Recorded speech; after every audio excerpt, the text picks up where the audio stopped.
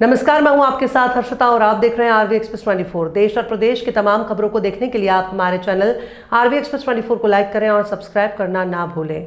दिल्ली से सामने आई इस अहम जानकारी में पेट्रोलियम और प्राकृतिक गैस मंत्रालय की संयुक्त सचिव सुजाता शर्मा ने देश में एलपीजी सप्लाई की स्थिति को लेकर विस्तृत अपडेट दिया है। उन्होंने स्पष्ट किया कि घरेलू एलपीजी की आपूर्ति पूरी तरह सामान्य बनी हुई है और देश भर में किसी भी डिस्ट्रीब्यूटर पर ड्राई आउट की कोई स्थिति नहीं है और इसके साथ ही ऑनलाइन बुकिंग प्रणाली लगभग 99% तक पहुंच चुकी है और पारदर्शिता बनाए रखने के लिए ओटीपी आधारित डिलीवरी सिस्टम लागू किया गया है।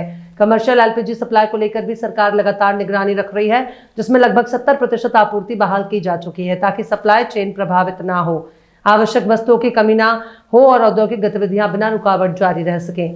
दिल्ली से एक अहम खबर सामने आई है। सरकार ने एलपीजी सप्लाई को लेकर स्थिति स्पष्ट की है। पेट्रोलियम मंत्रालय के संयुक्त सचिव सुजाता शर्मा ने जानकारी दी। उन्होंने बताया कि घरेलू एलपीजी की सप्लाई पूरी तरह सामान्य है, किसी भी डिस्ट्रीब्यूटर पर ड्राई आउट की स्थिति नहीं है। एलपीजी की ऑनलाइन बुकिंग लगभग 99% तक पहुंच चुकी है। डिलीवरी में पारदर्शिता के लिए ओटीपी आधारित सिस्टम लागू किया गया है। कमर्शियल एलपीजी सप्लाई का लगभग 70% हिस्सा बहाल कर दिया गया है। सरकार सप्लाई चेन को सुचारू बनाए रखने के लिए लगातार कदम उठा रही है।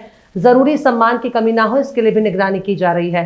अब तक 14 मार्च से करीब 1,82,900 टन कमर्शियल एलपीजी की बिक्री हो चुकी है। सरकार का कहना है कि वैश्विक संकट के बावजूद सप्लाई पर पूरा नियंत्रण है। की सप्लाई इंश्योर की गई है और हमारी LPG domestic LPG supply normal है। किसी भी डिस्ट्रीब्यूटर पर कोई ड्राई आउट रिपोर्टेड नहीं है। ऑनलाइन बुकिंग लगभग 99% तक पहुंच गई है। इसके अलावा डाइवर्जन को रोकने के लिए ओटीपी बेस एलपीजी डिलीवरी की जा रही है।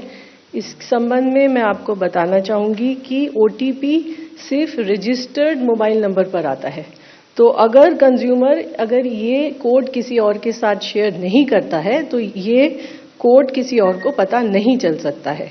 दूसरा, मार्केट के हिसाब से ओएमसीज ने सिचुएशन को एसेस करते हुए एक मिनिमम थ्रेशोल्ड फिक्स किया हुआ है।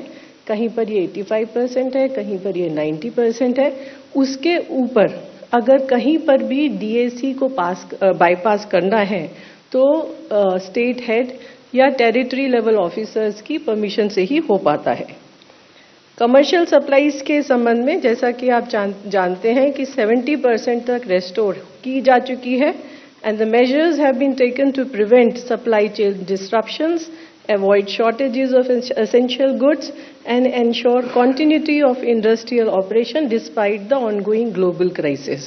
और अभी तक 14 मार्च से लगभग 1,82,900 टन कमर्शियल एलपीजी की सेल हुई है।